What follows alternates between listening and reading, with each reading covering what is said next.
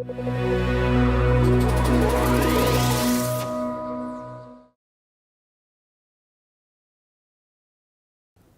name is Shiraz Sethi. I'm the Head of Employment and Regional Managing Partner at DWF Middle East.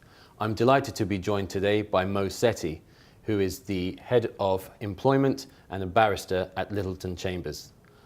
Thank you very much for being here today. I wanted to start off by asking you, what are the main types of covenants we can enforce by way of an injunction?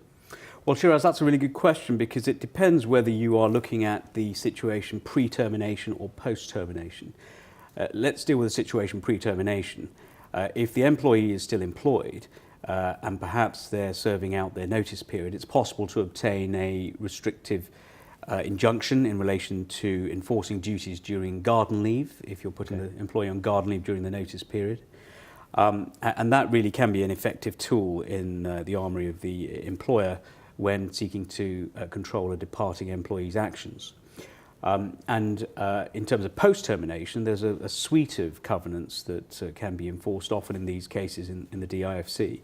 The first and most powerful is a non-compete injunction. Yes. That usually is enforced in order to protect against breaches of confidence, or when it's difficult to police enforcement of a lesser onerous restrictive covenant. Secondly, you might have covenants against the solicitation or enticing away from the employer of customers or clients or trade suppliers and other trade connections.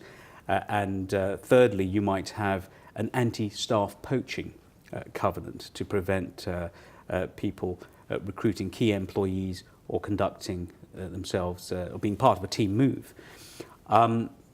In addition, fourthly, you might be able to enforce a confidentiality restriction which applies post-termination in order to protect the employer's trade secrets and confidential information.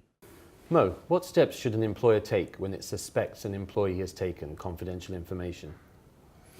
In order to answer that question, I think it's quite useful to have a series of questions that an employer should be thinking about posing to itself and to its staff. I mean, the real question, I suppose, is what is the nature of the information which is said to be particularly confidential or secretive and valuable to the employer?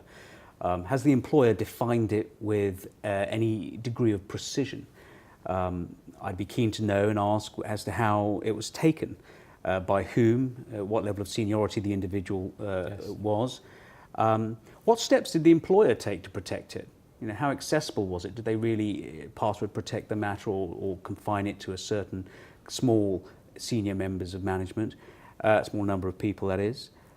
What value did the employer subjectively place on the information taken? In other words, if they're thinking that they're seeking to argue that substantial damage will be done by taking it, what's the value of it? What value does the market place on it? And what value really would it be to a potential rival in trade?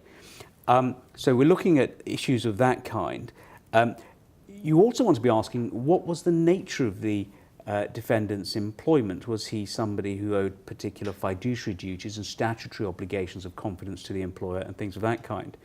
And I suppose lastly, and this is often quite a tricky question to get right in the early stages, and that is, can the information be easily isolated and separated from the employee's general skill and knowledge and experience that they will have acquired during the course of their employment?